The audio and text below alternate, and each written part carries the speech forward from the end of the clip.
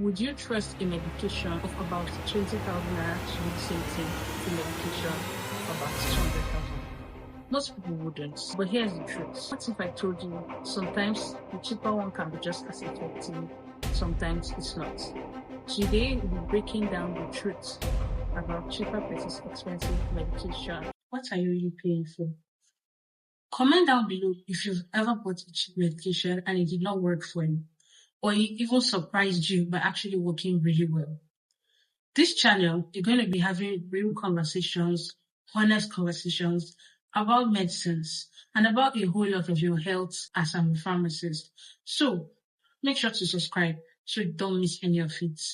Because to know about the medications you actually take, even as little as painkillers, is to be informed and to make better decisions. As a pharmacist, I see this every day. The patient walks in, gets prescribed a medication. But the first question is, which one is the best? What it actually means, which one is the most expensive? So, let's clear this up once and for all.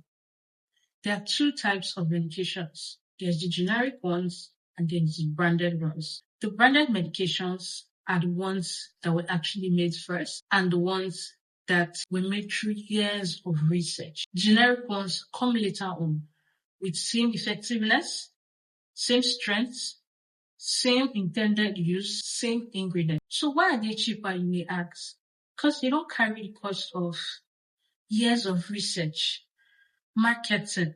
You know how hard it is to get something into the market? Patents, protection, and a whole lot of other things. In some cases, the cheap medication is actually a smart and cost-effective choice. Now, here is where it gets real.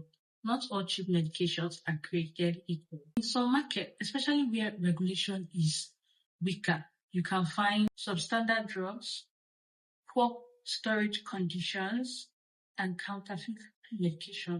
This is where the fear comes from. So when someone says, I don't trust cheap drugs, what they might actually be reacting to is past bad experiences, lack of trust in the system, or inconsistent drug quality in the market. And honestly, their concern is valid. So, if expensive doesn't always mean better, what are we then paying for? Sometimes it's brand reputation. People trust what they know. Packaging and presentation. Yes, this matters more than you think psychologically. Supply chain stability, better storage, better stability, better logistics, fewer risks. So it's more often about confidence because there are multiple situations where going for the cheapest option might not be the best option. Example, drugs with narrow therapeutic index, like that are designed for the heart, like Digoxin. I don't want to go into science so that this video does not bore you. We just know that there are a lot of drugs that, if the dose is slightly adjusted, increased, it can actually kill someone. So, in all, the goal is to buy safe and reliable. Let me tell you a real life story. Like, I've had so many experiences working in both community and working in hospital pharmacy. Do you know that there was a certain time that we procured medications when I was working in the hospital, and all the medications, like it's a suspension, antibiotic suspension that you're supposed to dilute for children. But it was so smudged, like it kept leaking through the packaging and all of that, the powder. We had to contact the quality assurance of the hospital and we had to reach out to the company and set a meeting. We had to go through several meetings to tell them, you guys have to do better. Except we have to report this to NAFDAC or to somebody because this is not safe for our patients. We have to return all the medications. So when I see patients coming into my pharmacy, like the last one that I attended to recently, he wanted to buy a medication. He asked me about it and I counseled him. After much counseling, he decided that, okay, let him do this 30 days PEP. That's post-exposure prophylaxis. So it's like a medication where if you've had unprotected sex and you want to prevent yourself from getting HIV, and he was like, okay, fine, I'm going to do it. And I literally brought the one that we have for him to buy, and it's like 20K. I said he's not buying it because his friend bought it for 100 and something plus. And I was like, yes, that should be Truvada, which is, I think, the branded medication. So it's the Pioneer brand, right? So Truvada is about 100 and something leading to 200,000 naira. And now this is a generic medication costing less than 20,000 naira. And he was like, no, fam, I'm not going to take it.